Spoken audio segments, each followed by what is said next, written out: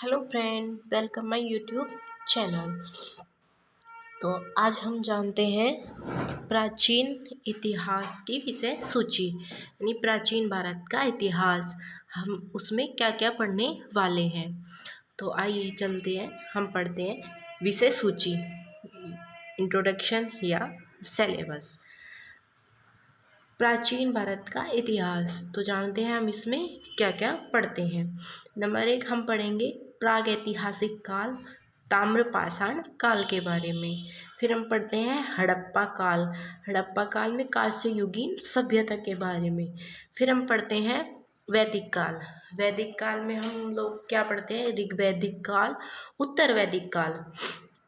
उसके बाद नंबर 4 पे आता है प्राचीन धार्मिक आंदोलन। प्राचीन धार्मिक आंदोलन जैसे बौद्ध धर्म का उदय कब हुआ, जैन धर्म का उदय कब हुआ और इसके क्या क्या परिणाम रहे, किस किस ने इसको अपनाया, इन सब चीज़ों के बारे में। आइए 5वें नंबर पर हम पढ़ते हैं महाजनपद काल, प्राग मौर्य युग।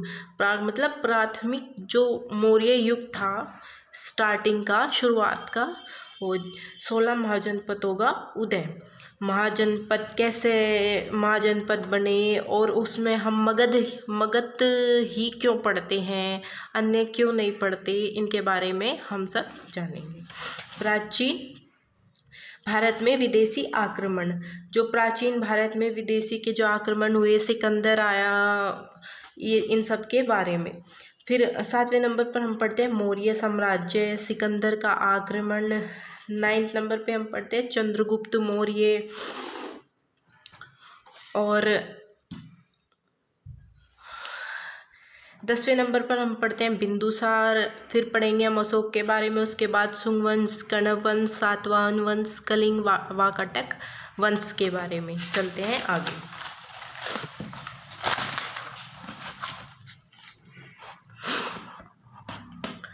आइए उसके बाद पढ़ते हैं विदेशी उत्तराधिकारी। विदेशी उत्तराधिकारी में हिंद यवन कब आए, कहाँ से आए, शक आक्रमण, पार्थियन आक्रमण जिनको हम पेल्लोपी बोलते हैं, कुषाण वंश के बारे में।